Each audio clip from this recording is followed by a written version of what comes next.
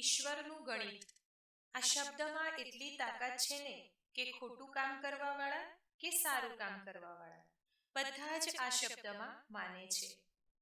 પલકને America આવે આજે પૂરા 5 વર્ષ થઈ ગયા છે. તે ભારતથી અમેરિકા ડોક્ટરનો અભ્યાસ કરવા ગઈ હતી. હમણાં જ થોડા દિવસ પહેલા તેનો અભ્યાસ પૂરો થયો છે અને હવે તે પોતાના દેશ ભારત પાછી આવી રહી છે. પલક તો ભારતમાં જ રહીને આગળનો અભ્યાસ પૂરો કરવા માંગતી હતી, પરંતુ તેના દાદા દાદીની ઈચ્છા હતી કે પલક મોટી થઈને ડોક્ટર બને અને એટલે તેને મજબૂરીમાં અમેરિકા આવવું પડ્યું. પરંતુ હવે પલક ખૂબ ખુશ હતી, કેમ કે 5 વર્ષ પછી એ દિવસ આવી ગયો જ્યારે તે પોતાના દાદા દાદીને મળવાની હતી અને પોતાના ઘરે પાછી જવાની હતી. જલ્દી જલ્દી પલક બધી તૈયારીઓ કરે છે અને એરપોર્ટ તરફ નીકળી જાય છે. ફ્લાઇટમાં બેઠેલી પલક વિચારી રહી હતી કે દાદા દાદી તેને જોઈને કેવી પ્રતિક્રિયા આપશે, કારણ કે તેણે દાદા દાદીને નહોતું કહ્યું કે તે ભારત આવી રહી છે. પલક અચાનક જઈને દાદા દાદીને સરપ્રાઈઝ આપવા માંગતી હતી. પલકના મમ્મી પપ્પા નથી. પલકનો એક મોટો ભાઈ છે અને દાદા દાદી છે. બાળપણથી જ પલકને દાદા દાદીએ ઉછેરીને મોટી કરી હતી. જ્યારે પલક 7 વર્ષની હતી ત્યારે તેની માતા કોઈ બીજા સાથે પ્રેમમાં પડીને તેના પતિ અને બંને બાળકોને છોડીને ચાલી ગઈ હતી. જતી વખતે તેની માએ એ પણ નહોતું વિચાર્યું કે પાછળ તેના નાના નાના બાળકોનું શું થશે. કહેવાય છે ને કે પ્રેમ આંધળો હોય છે, એટલે આંધળા પ્રેમના ચક્કરમાં તેણે પોતાના પતિ અને માસૂમ બાળકોને છોડી દીધા. જે દિવસે પલકની માતા ઘર છોડીને ગઈ તે દિવસે પલકના પપ્પા સંપૂર્ણપણે તૂટી ગયા હતા. ધીમે ધીમે અંદરથી તૂટેલા તેના પપ્પા બીમાર રહેવા લાગ્યા અને થોડા સમય પછી તેમના શરીરે સાથ ન આપ્યો અને તેઓ પણ આ દુનિયા છોડીને ચાલ્યા ગયા. પહેલા મા વગર અને પછી પિતા વગર આ બંને બાળકો એકલા થઈ ગયા. એક હસતો ખેલતો પરિવાર ઉજળી ગયો. હવે પલક અને તેનો ભાઈ એકદમ એકલા હતા. ત્યારે તેના દાદા દાદી આવીને તેમને પોતાની સાથે શહેરમાં લઈ ગયા. નવી જગ્યા, નવું શહેર, નાના બાળકો પોતાનું જીવન જીવવાનો પ્રયાસ કરી રહ્યા હતા. ફ્લાઇટમાં બેઠેલી પલક પોતાના સપનાઓની દુનિયામાં ચાલી જાય છે. જ્યારે પલક પોતાના શહેરથી દાદીના ઘરે ગઈ ત્યારે તે ખૂબ નાની હતી, માત્ર 7 વર્ષની. તે કશું જ કહી શકતી નહોતી અને ડરેલી રહેતી. તેના દાદા દાદીએ ખૂબ લાડકોડથી બંને ભાઈ બહેનને ઉછેરીને મોટા કર્યા. એક સારી શાળામાં તેમને ભણાવ્યા. ધીમે ધીમે પલક અને તેનો ભાઈ સંદીપ બધું ભૂલી ગયા અને દાદા દાદીના પ્રેમમાં એવા મશગુલ થઈ ગયા કે જાણે જીવનમાં કોઈ કમી જ ન હોય. પલકની દાદીને પલક એટલી પ્રિય હતી કે પલક વગર તેમને ખાવાનું પણ ગળેથી નીચે ન ઉતરતું. જો પલક એક પલ માટે પણ તેમનાથી દૂર થઈ જાય તો તેમનો શ્વાસ અટકી જતો. પલક બાળપણથી જ થોડી નટખટ હતી અને તે દાદીના હાથનું જ ભોજન ખાતી. તેના દાદા તેને શાળાએ મૂકવા જતા. રસ્તામાં પલક દાદા સાથે ખૂબ ગપ્પા મારતી. દાદા પણ તેને રસ્તામાં સારી વાર્તાઓ અને દાદીના પ્રેમની વાતો સંભળાવતા. વાર્તા સાંભળતા સાંભળતા ક્યારે પલકની શાળા આવી જતી એની ખબર જ ન પડતી. ધીમે ધીમે સમય પસાર થયો. પલક અને સંદીપ મોટા થવા લાગ્યા. સંદીપે ભણી ગણીને દાદાના ધંધામાં જોડાવાનું નક્કી કર્યું, પરંતુ તેને આગળ ભણવાનું મન નહોતું. પણ પલકના દાદા દાદી ઈચ્છતા હતા કે એક બાળક ડોક્ટરનો અભ્યાસ કરે. પલક પોતાના દાદા દાદીનું આ સ્વપ્ન પૂરું કરવા માંગતી હતી. તે ફક્ત પોતાના માટે જ નહીં પણ દાદા દાદી માટે ડોક્ટર બનવા માંગતી હતી. તે દિવસ રાત મહેનત કરતી, પરંતુ ભારતમાં રહીને ડોક્ટરનો અભ્યાસ કરવા કરતાં વિદેશમાં જઈને ભણવું એને વધારે સારું લાગ્યું. એટલે તેના દાદાએ તેને વિદેશ મોકલવાની તૈયારી કરી લીધી. જ્યારે પલક વિદેશ જઈ રહી હતી ત્યારે તેના દાદા તેને દિલાસો આપતા કહે છે, પલક, તું ચિંતા ના કરતી, તારી દાદીનું ધ્યાન હું રાખીશ, તું ફક્ત તારા અભ્યાસ પર ધ્યાન આપજે. અહીંની ચિંતા બિલકુલ ના કરતી, તું જલ્દીથી ડોક્ટર બનીને મારી સારવાર કરજે, તારો પહેલો દર્દી હું જ હોઈશ. દાદાની આવી વાતો સાંભળીને પલક હસી પડતી અને હસતા હસતા ક્યારેક રડી પણ પડતી. રડતા રડતા પલક દાદા દાદીને બાય કરીને અમેરિકા જવા નીકળી જાય છે. પલક અને તેના દાદા દાદી રોજ વિડીયો કોલ પર વાત કરતા. અમેરિકામાં પલકની સાથે એક છોકરી હતી જે તેની સાથે ડોક્ટરનો અભ્યાસ કરતી અને તે જ શહેરની હતી. બંનેમાં ખૂબ સારી દોસ્તી થઈ ગઈ.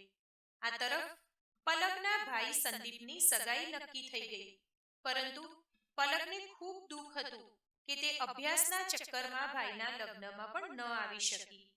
સંદીપની પત્ની સુધા ઘરમાં આવ્યા પછી શરૂઆતના થોડા સમય સુધી ઘરનું વાતાવરણ ખૂબ સારું હતું. કાંતાજી અને ગોપાલજીનું સુધા ખૂબ સારી રીતે ધ્યાન રાખતી, પરંતુ ધીરે ધીરે તેનો વ્યવહાર બદલાતો ગયો અને દાદા દાદીને બુઢ્ઢા બુઢ્ઢી કહેવા લાગી. સંદીપ પણ સુધાનો જ સાથ આપતો. ગોપાલજીનું શરીર હવે સાથ નહોતું આપતું, એટલે દુકાન જવાનું બંધ કરી દીધું. આખો દિવસ નોકરોની જેમ ઘરનું કામ કરવા છતાં 2 ટંકનું ભોજન પણ બરાબર નહોતું મળતું. એક દિવસ અચાનક દાદાજીની તબિયત બગડે છે અને ખૂબ તાવ આવે છે. દાદીએ સંદીપને કહ્યું કે દાદાને દવાખાને લઈ જવા પડશે, પણ સંદીપે તો ના પાડી દીધી. એટલે દાદી એકલા જ ગોપાલજીને લઈને ડોક્ટર પાસે ગયા. દવાખાનાના ડોક્ટર તો ગોપાલજીના ઓળખીતા નીકળ્યા, એટલે તેમણે ફી ન લીધી. તપાસ કર્યા પછી ડોક્ટરે કહ્યું કે બીપી ઘણું વધી ગયું છે, ખાવા પીવાનું ધ્યાન રાખો અને સમયસર દવા લો. હોસ્પિટલથી ઘરે જતી વખતે દાદા દાદીને કહે છે, કાંતા, તને વરસાદ કેટલો ગમતો હતો ને, દરેક વખતે આમાં ભીંજાવું તને કેટલું ગમતું હતું. ત્યારે કાંતાજી કહે છે, હા, એ દિવસો જ અલગ હતા. હવે તો વૃદ્ધાવસ્થા આવી ગઈ છે. હવે વરસાદમાં ભીંજાતા પણ ડર લાગે છે કે ક્યાંક બીમાર ન પડી જવાય. ગોપાલજી કાંતાજીને કહે છે, ચિંતા ન કર કાંતા, જ્યારે આપણી પૌત્રી ડોક્ટર બનીને આવશે તો આપણી મફતમાં સારવાર કરશે અને જ્યારે મન થશે ત્યારે વરસાદમાં ભીંજાઈશું, કોઈ રોકશે નહીં. દાદી કહે છે કે આવી વૃદ્ધાવસ્થામાં પણ તમે કેવી વાતો કરો છો. વાતો કરતા કરતા બંને ઘરે પહોંચી જાય છે. ઘરમાં પગ મૂકતા જ વહુ સુધાના નાટકો શરૂ થઈ જાય છે. કેટલી વાર કહ્યું છે તમને બંનેને કે થોડું ઓછું ખાઓ, જ્યારે જુઓ ત્યારે ખાતા જ રહો છો. વહુના ટાણાથી પરેશાન થઈને કાંતાજી અંદરની રૂમમાં જાય છે. વિચારે છે કે થોડી વાર આરામ કરી લઉં, પણ તેમની વહુ સુધાને તો ચેન નહોતું પડતું.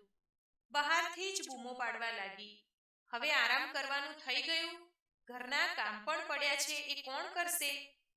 બસ મફતની રોટલીઓ જ તોડતા રહો છો. દાદી ઊભા થઈને જલ્દીથી બહાર રસોડામાં આવી જાય છે અને કહે છે, બેટા, આજે દાદાની તબિયત ઠીક નથી. તેમની જગ્યાએ બધું કામ હું કરી લઈશ, તું ચિંતા ન કર. જો તું ફ્રી હોય તો મને થોડી મદદ કર. વહુના ટાણા શરૂ થઈ જાય છે. ભલે, જીભ તો ઘણી ચાલે છે, તો હાથ પણ ચલાવો. ઉંમરના કારણે દાદીના હાથ ધીમે ધીમે ચાલતા હતા. કાંતાજીએ વહુને કહ્યું, બેટા, દાદાનું બીપી ઘણું વધી ગયું છે, તો હું તેમના માટે થોડી ખીચડી બનાવું.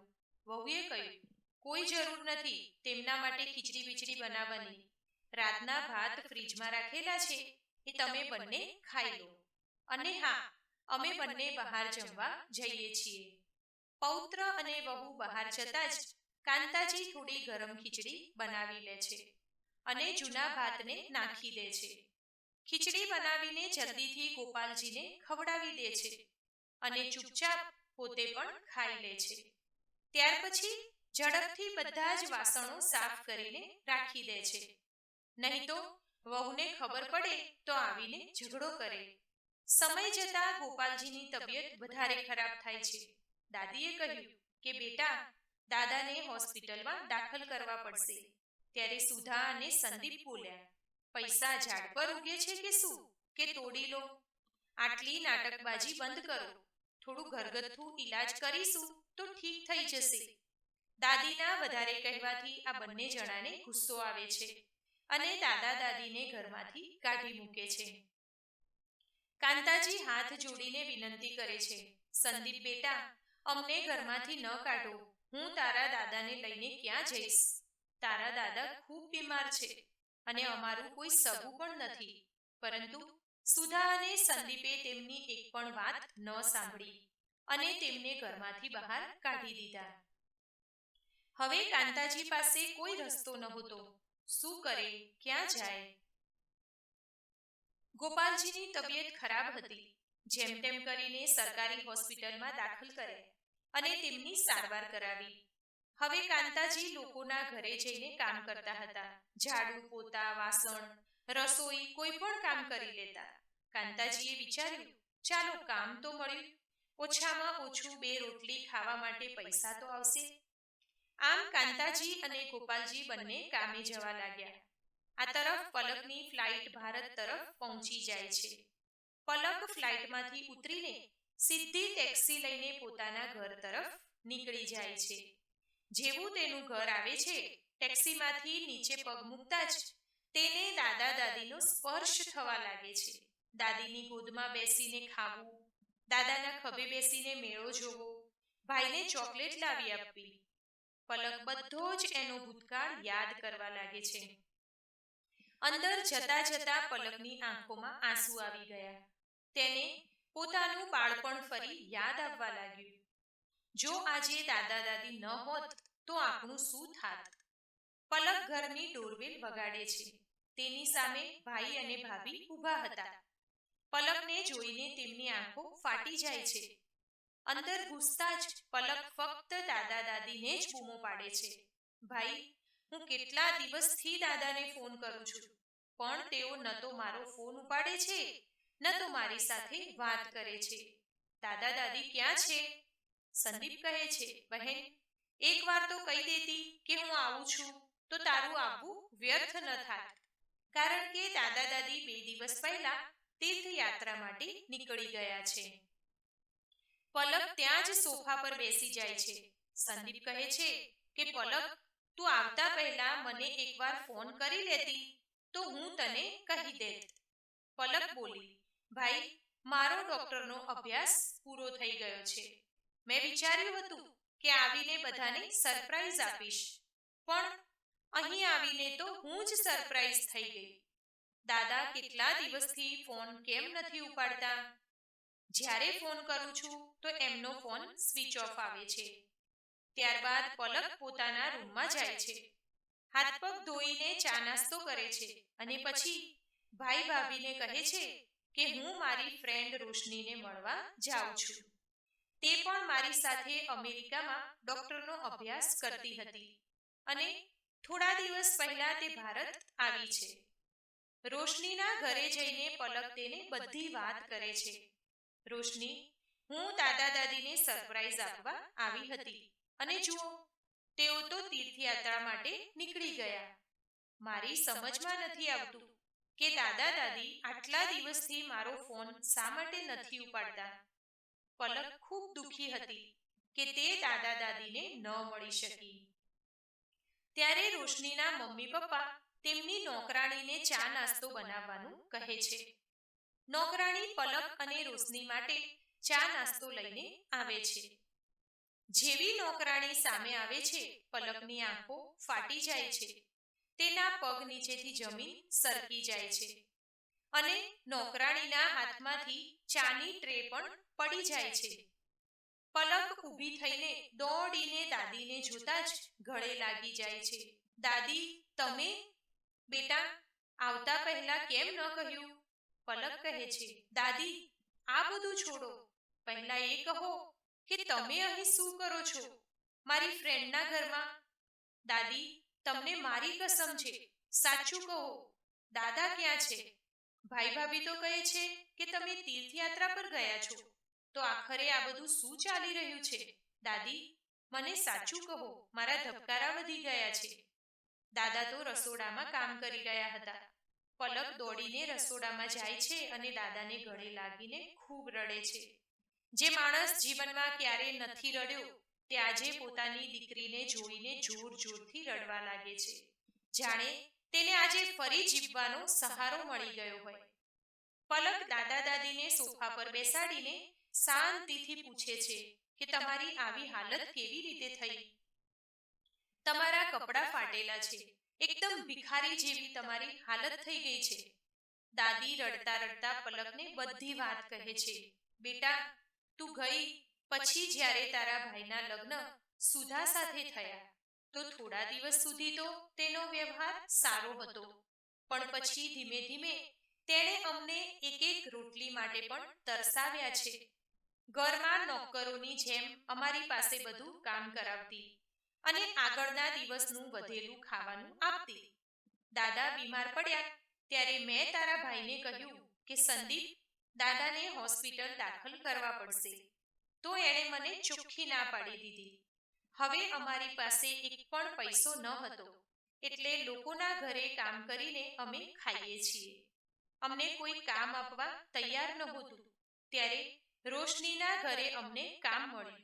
એ લોકો અમને કામ આપવા માટે તૈયાર થયા, જેથી થોડા પૈસા કમાઈને અમે અમારું પેટ ભરીએ છીએ. પલક કહે છે, દાદી, તમે પોલીસ સ્ટેશનમાં ફરિયાદ શા માટે ન કરી અને મને કેમ ફોન કરીને ન જણાવ્યું? જો તમે મને કંઈ કહ્યું હોત તો આવી નોબત જ ન આવત, અને ભાઈ ભાભી તમારી સાથે આવું કેવી રીતે કરી શકે? એ તમારું ઘર છે. તમે લોહી પાણી એક કરીને પરસેવાની કમાણીથી ઘર બનાવ્યું છે. એ ધંધો પણ તમારો છે. અમારી પાસે તો કંઈ જ નહોતું. અમે તો ખાલી હાથે તમારી પાસે આવ્યા હતા. ભાઈ આવું બધું કઈ રીતે ભૂલી શકે? જો તમે બંને ન હોત તો આજે અમે ક્યાંયના ન રહ્યા હોત, ક્યાંય ભીખ માંગતા હોત. ચાલો મારી સાથે ઘરે. દાદી કહે છે, રહેવા દે બેટા, લડાવવાથી કશું જ નહીં મળે. અમે તો અમારું જીવન જીવી લીધું અને હવે અમને કોઈ ઈચ્છા પણ નથી. પલકે કહ્યું, દાદી, તમે તમારી પૌત્રીને ડોક્ટર શા માટે બનાવી? કે તમે લોકો નોકર નોકરાણીની જેમ બીજાના ઘરમાં કામ કરો? મારા હોવા છતાં તમે આવું બધું કરશો? ચલો મારી સાથે, હું જોઉં છું કે તમને તમારા ઘરમાંથી કોણ બહાર કાઢે છે. પલક પોતાના દાદા દાદીને ઘરે લઈ જાય છે. ઘરમાં પગ મૂકતા જ સુધા દાદીને જોઈને ગુસ્સે થઈ જાય છે. આ બે ભિખારીને ઘરમાં કેમ લઈ આવી તું? પલકે કહ્યું, ભાભી, ધ્યાનથી જુઓ, આ કોઈ ભિખારી નથી, આ અમારા દાદા દાદી છે. પલક તેના ભાઈને કહે છે કે ભાભીનું તો છોડ, તું આવું કેવી રીતે કરી શકે? આ એ જ દાદા છે જેમણે જ્યારે આપણા માથે મા બાપનો હાથ નહોતો રહ્યો ત્યારે આપણને ઉછેરીને મોટા કર્યા હતા, અને તે કેમ તેમનું ઘર ધંધો બધું છીનવી લીધું અને તેમને રસ્તા પર છોડી દીધા? તે એકવાર પણ ન વિચાર્યું કે આ બંને ક્યાં જશે, ક્યાં રહેશે, તેમનું શું થશે? સંદીપની આંખો શરમથી નીચી થઈ જાય છે અને તે દાદા દાદી પાસે માફી માંગે છે. એટલામાં ડોરબેલ વાગે છે અને પોલીસ ઇન્સ્પેક્ટર ઘરમાં આવે છે. પલકે ઘરે આવતા પહેલા પોલીસ સ્ટેશનમાં જઈને ફરિયાદ નોંધાવી દીધી હતી કે તેના દાદા દાદી સાથે ભાઈ ભાભી ખરાબ વર્તન કરે છે. પોલીસવાળા સંદીપ અને સુધાની ધરપકડ કરે છે.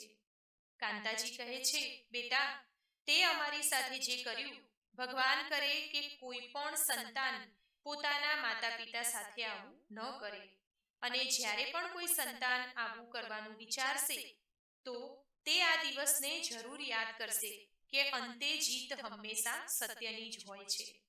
પછી પલક અને તેના દાદા દાદી ખુશીથી સાથે રહેવા લાગે છે.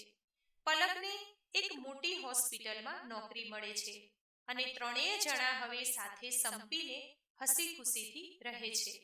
તો મિત્રો, આજની આ વાર્તા તમને કેવી લાગી જરૂરથી જણાવજો. અને આજનો આ વિડીયો પસંદ આવ્યો હોય તો લાઈક કરજો, તમારા મિત્રો સાથે શેર કરજો. ચેનલને પહેલી જ વખત જોઈ રહ્યા હોય તો સબસ્ક્રાઇબ કરજો. ધન્યવાદ. સર્વેને મારા જય શ્રી કૃષ્ણ.